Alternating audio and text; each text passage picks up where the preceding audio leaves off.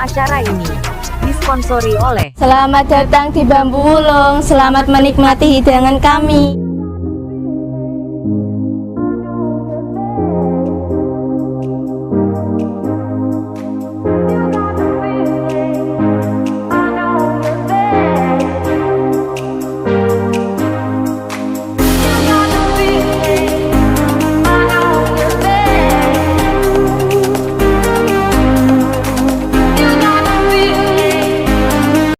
Assalamualaikum warahmatullahi wabarakatuh.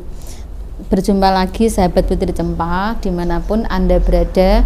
Kita pada bulan Ramadan ini mau mengisi acara ini dengan berbagai macam jenis kegiatan di bulan Ramadan, yang mana pada obrolan khas kita pada hari ini akan mengupas tentang pengendalian hawa nafsu. Yang apa sih yang betul dilakukan untuk mengendalikan hawa nafsu pada bulan Ramadan. Tunggu poin saja ya Bu Hari Ratu Sada selaku narasumber yang serba bisa narasumber dan semua pokoknya terhandle kalau kita sudah berhadapan dengan Bu Hari Ratu Sada. Bagaimana Bu menjelang pada saat bulan Ramadan itu kan katanya setan itu dibelenggu, terus tidak mengganggu manusia, tapi ternyata manusia itu malah kadang melebihi setan tingkahnya. Itu yang perlu dilakukan itu apa? Ya puasa. Ya kan, persiapan untuk melakukan puasa. Terus pada bulan puasa katanya itu setan itu diborgol, dibelenggu, dia tidak bisa mengganggu kita. Terus ada lagi orang yang mengatakan bahwa di situ itu semua itu berlipat-lipat ganda pahalanya kalau kita lakukan. Nah, apa yang dilakukan?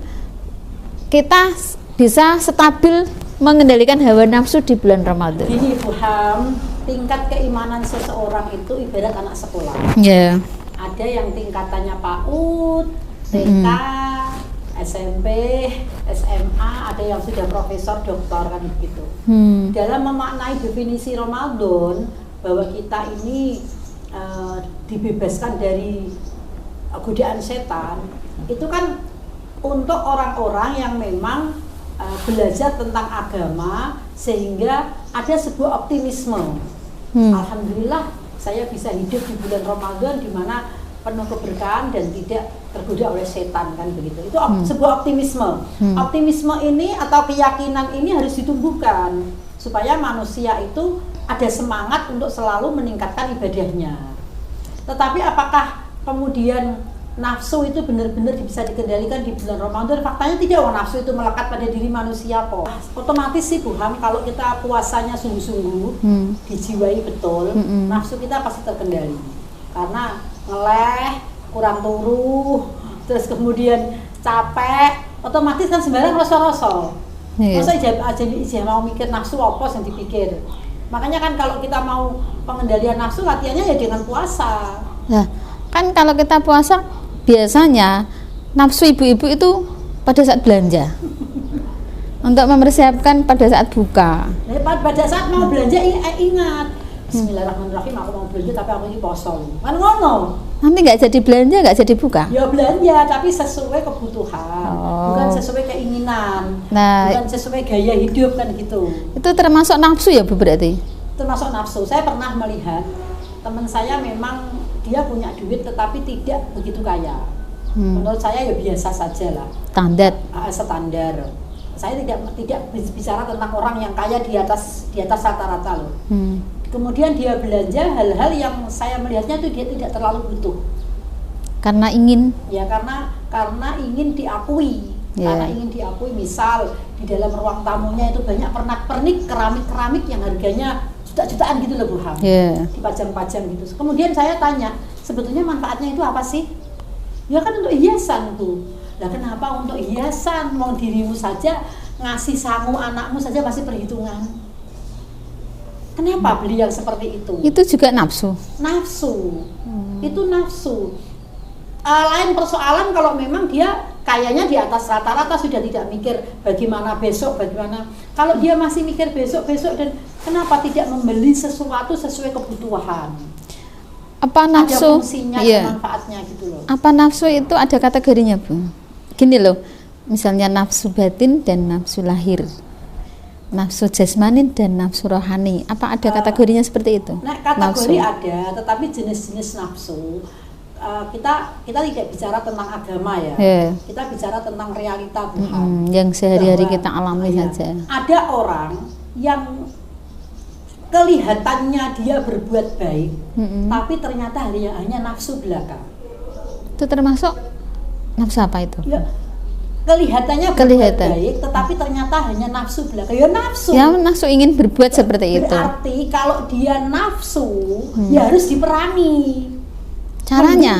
Ya, pengendalian dirinya harus kuat. Contoh misalnya, Buha melihat ada orang kekurangan, Iya. ada orang kekurangan di luar sana, ada pengemis lah misalnya. Kemudian Buham di dalam dompetnya ada uang 100.000. Kasihan si pengemis itu, sudah tak kasih ke semua. Padahal Buham ingat di rumah itu belum masak. Yeah. Belum ada yang dihidangkan di atas meja kan begitu. Tetapi karena nafsu berbuat baik, uang 100.000 jenengan kasih ke sama pengemis tanpa berpikir bahwa di rumah tidak ada yang disajikan. Itu nafsu. Nafsu untuk berbuat baik. Ya, nafsu untuk berbuat baik sehingga melupakan yang lebih baik. Berarti nafsu itu tidak melulu hal buruk ya, Bu? Ya, nafsu yang berlebihan, yang tidak standar, yang hanya untuk kepuasan diri sendiri, yang hanya untuk memuaskan duniawi saja, itu nafsu. Sehingga apa sebaiknya yang harus dilakukan oleh manusia? Semuanya standar dan wajar. Jangan sampai kita melupakan bahwa segala sesuatu itu ada sebuah konsekuensi, ada sebuah tanggung jawab hakiki yang harus kita penuhi. Berarti kalau kita runut ya, nafsu itu ada yang nafsu baik, nafsu buruk, nafsu lahir, nafsu Nafsu itu tidak ada batin. yang baik, Bu. Nafsu- Kelihatannya baik, kalau dia dengan nafsu ya tidak baik. Oh, begitu, meskipun baik ya. Meskipun baik. Meskipun hal yang baik, kalau dengan nafsu berarti jadi tidak baik. Iya. Meskipun kelihatannya tidak baik, tapi kalau dilakukan dengan hati yang baik akan menjadi baik, terarah baik. Contoh. Ya. Contoh. Jadi begini, Bu Ham. Ketika kita melihat binatang buas, Ya. binatang buas, spontan pikiran kita kan pasti ingin membunuh, Ya. ingin melindungi diri kita gitu loh. Ya, Membunuh itu menghindar. nafsu apa enggak? Nafsu. Ya nafsu. Tetapi ketika kita niatnya hanya untuk melindungi diri sendiri, membunuhnya tidak dengan kebencian. Ketika kita mau membunuh, binatangnya pergi, ya sudah, kita akan berjalan, tidak usah dikejar. Selesai. Sudah, ularnya sudah pergi kok. Berarti Tapi beda. Oh. Ketika kita melihat ular spontan ngambil gebuk, ularnya sudah pergi, kita kejar, dicuai sampai ketemu, di blek, itu nafsu, Bu. Dan itu tidak baik Tidak juga. baik. Kalau ularnya sudah pergi ya sudah, biarin dia hidup. Yang penting kita sudah selamat kok. Berarti definisinya pengendalian nafsu itu berbatasan dengan keperluan yang kita perlukan, Ya. sesuatu yang kita perlukan saja. Nafsu itu sesuatu yang berlebihan, yang membuat orang lain itu ingin dipuaskan dirinya sendiri, ingin dipuji orang lain, ingin dianggap, ingin sesuatu yang duniawinya saja yang kelihatan, itu Yeah. nafsu. Oh. Tetapi ketika kita sudah melihat bahwa saya ini terlalu bernafsu melakukan itu, sudahlah, saya mulai mundur pelan-pelan. Kalau misalnya nafsu dalam hal bekerja, ya juga tidak baik juga. Tidak baik. Jadi begini, Bu. Nafsu itu identik dengan sesuatu yang berlebihan dan itu tidak baik begitu. Ya, semua yang berlebihan, semua yang hanya ukurannya dohiriyah dan duniawi itu nafsu. Kalau misalnya minum obat nafsu makan, Berarti kepengen makannya bertambah kan begitu. Ya. Ya, nggak apa-apa kalau itu anjuran dokter. Ada obatnya. Tapi setelah doyan makan kan selesai. Yep. Masa sudah makannya sudah habis, satu piring masih minum obat nafsu makan. Ya. Nafsu sekali berarti. Nafsu sekali kan berarti Sama loh, Bu, laki-laki Iya. yang sudah tidak bisa ereksi, terus ada nafsu. beli pil kuat supaya Iya. bernafsu banget, Iya. akhirnya sampai kelebihan. Akhirnya dia Berlebihan. dilempar kan begitu. Karena tidak sesuai Itu dengan juga nggak baik. porsinya. Dan ketika kita bisa mengendalikan nafsu, semua tertata kok. Oke. Di bulan Ramadan itu kan dianjurkan, banyak sekali yang menganjurkan, dan Al-Quran pun sendiri menganjurkan bahwa kita harus bisa mengendalikan hawa nafsu, karena di dalam hawa nafsu itu hawa ya Bu, hawa yang ada di dalam diri kita itu kan, hawa itu kan mengo ya Bu ya, berarti kan berarti kan selalu dia itu selalu terbuka untuk hal-hal segala macam. Apa memang benar kalau misalnya kita sudah melakukan puasa, ya istilahnya melakukan ibadah lah di dalam bulan puasa itu, secara otomatis kita sudah melakukan yang namanya mengekang hawa nafsu pada saat otomatis itu harus dibedakan Bu Ham. Kan begini Bu, kan pada bulan Ramadan kita itu dianjurkan untuk mengekang hawa nafsu. Apa pada saatnya kita pada saat menjalankan ibadah puasa di bulan Ramadan, ibadah-ibadah di bulan Ramadan, apa otomatis itu sudah mengekang hawa nafsu? Kalau otomatis sudah mengekang hawa nafsu, tidak, karena perintah berpuasa itu kan sempurnakanlah puasamu dengan pengendalian nafsu, sempurnakanlah puasamu dengan tadarusan Al-Quran, kan begitu. Artinya definisi puasa dulu. Ketika kita berpuasa, kita menahan lapar nafsu, menahan lapar dan dahaga, itu lahiriahnya. Secara batiniah kita disuruh untuk menahan nafsu. Kan berpuasa juga tidak boleh berkumpul dengan istrinya Bu. Berpuasa ketika kita melakukan hubungan badan dengan istri batal dan harus membayar kifarat atau denda, kan begitu. Artinya sampai sejauh itu diatur sehingga sehari-hari selain bulan Ramadan, kalau kita mau melatih diri kita tidak mengumbar nafsu, ya memang puasa. Nah, ketika kita sudah berpuasa, apakah kita otomatis bisa mengendalikan hawa nafsu?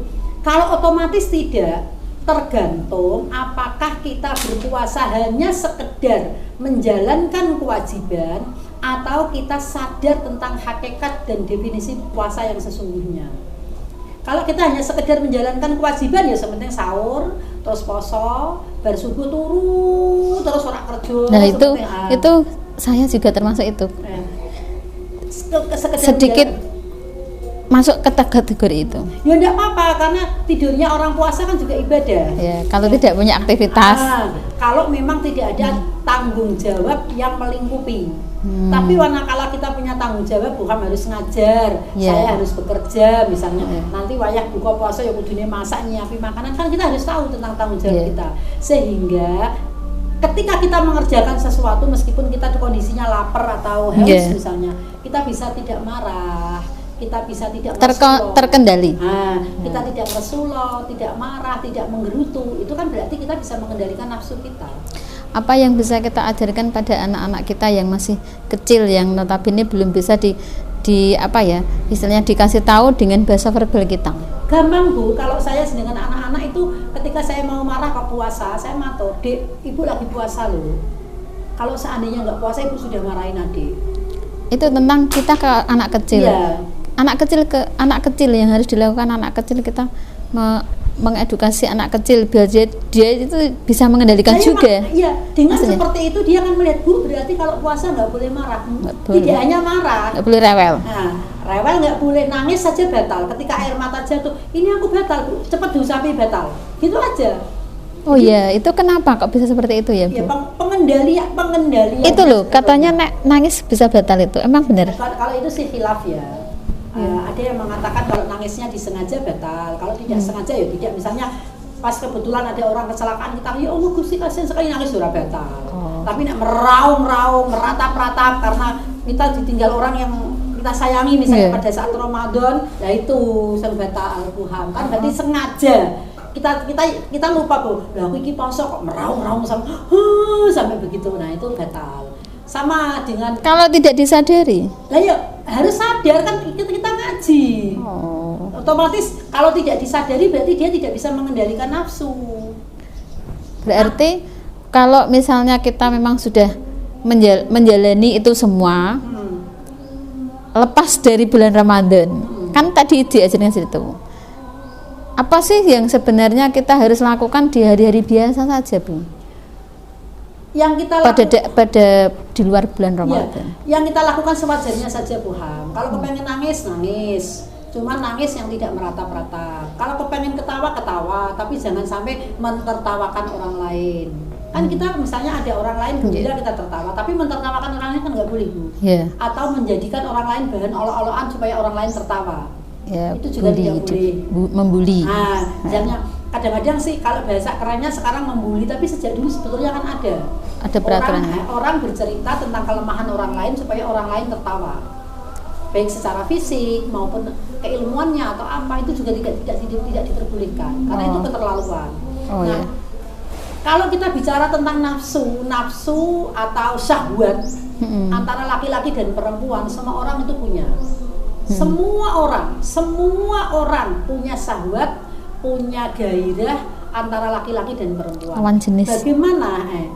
Bagaimana cara pengendaliannya? Yang penting tidak disebarluaskan.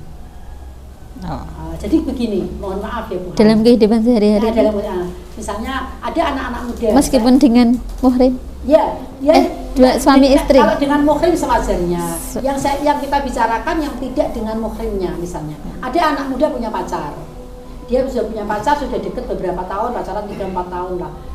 Ya kalau pergi berdua ya sewajarnya, misalnya boncengan ya sewajarnya, jangan sampai terus boncengan membuat orang lain terus ngerasani gitu loh Bu Ham. Sampai muapet, sampai coklat kenceng misalnya. Ya jangan seperti itulah. Ya namanya pacaran ya zaman saiki sih. Ya berboncengan, misalnya di mobil ya di mobil berdua, gitu aja. Sewajarnya, tidak usah berlebihan. Kalau sudah sewajarnya, insya Allah nafsu yang terkendali. Tapi kalau yang berlebihan itu kadang-kadang orang tua bilang yang 3 setan itu benar. Satu. Yang satu perempuan, satu laki-laki, ketiganya setan. Nah kalau setannya sudah ada di laki-laki perempuan, jadi dua-duanya jadi setan kan begitu. Bertiga berarti. Berempat. Setannya bertiga. Iya. Jadi setannya berempat dong, di laki-lakinya ada, di perempuannya ada.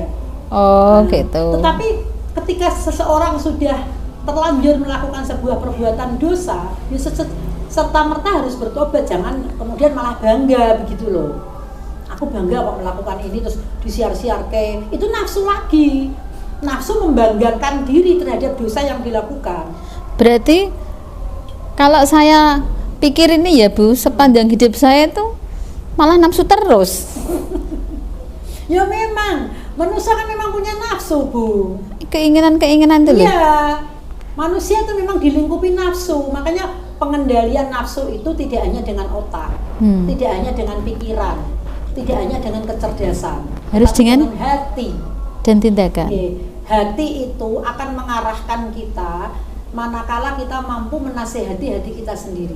Nah itu Bu yang sulit, gimana caranya? Ya memang menasehati hati kita sendiri. Jangan pintar menasehati orang lain, tetapi menasehati hati kita sendirinya kita kelupaan. Dan paling tepat menasehati kita sendiri itu saat kita sendiri. Tidak ada orang luangkan waktu sehari semalam 24 jam itu, nggak usah lama-lama, 15 menit saja untuk meditasi atau muhasabah. Kalau saya sih kadang-kadang malah tidak hanya segitu Bu. Pada saatnya saya sudah marah-marah lah, katakan seperti itu dengan orang lain atau apa sih tadi yang saya lakukan, ya terus langsung wah ternyata tadi saya tuh begini ya, begini ya. Ya sudah, berarti saya yang salah. Yang seperti itu. Iya, betul, kalau saya tidak menyalahkan diri saya sendiri, nanti saya repot mencari pembenaran di luar. Kepala saya semakin pusing. Betul. Dan masalah nggak selesai. Iya. Dan memang idealnya kita harus selalu mampu menasehati hati kita saat kita lupa maupun sengaja maupun memang dihadapkan pada masalah yang tidak terduga. Yang pertama kali kita nasehati diri kita sendiri. Kemarin tuh ya Bu, kejadian kan, saya tuh punya uang. Pokoknya udah taruh di situ aja udah. Emang di situ. Tapi ketika tak cari nggak ada. Terus saya kan pengumuman, uang saya tuh hilang loh, sekian kan gitu lah. Tuh ada yang ngomong gini, ya Allah Bu, aku kok ikut gelo ya, duitnya jenengan hilang. Gini, dengan saya tuh dengan santainya ya menjawab itu malah jadi gumun gitu loh Bu. Itu gini loh. Kan uang Bu yang hilang, nanti saya bisa cari lagi. Lu misalnya orang tua kita nggak ada, kakak kita nggak ada, keluarga kita nggak ada, yang hilang saja begitu saja, yang tidak ada pengumuman sebelumnya saja, ya kita ikhlasan saja kok. Ya sudahlah, nggak usah dibanyak dipikirin dan nggak usah dipanjang-panjangkan. Ketika saya bilang seperti itu, sudah selesai, berarti ya sudah selesai. Itu malah orangnya bilang gini Bu, loh Bu, masa jenengan tak gelo? Ya gelo lah, tadi saya kira gak gelo, sudah selesai. Bisa menasehati hatinya sendiri. Itu. Betul. Jadi banyak Bu Ham, saya juga pernah kok pada saat bisnis rugi sampai ratusan juta sampai miliaran kan begitu. Ya saya memang kembali saya menyalahkan diri saya sendiri. Kenapa tadi saya kok enggak kepikiran untuk beres-beres? Kenapa saya kok enggak tak pegang yang benar? Kalau mau nyalahkan siapa? Kan saya yang salah. Berarti saya lebih mudah memaafkan diri saya sendiri daripada harus mengurusi orang lain. Betul. Dan itu puasa Ramadan, pengendalian hawa nafsu itu bisa sinkron manakala kita tahu tentang manfaat dan hakikat dari puasa. Kalau sekedar menjalankan kewajiban ya pakai puasa, sore lu ngebuka bareng karo kanca karo bolo kan buber nafsu ndak buber.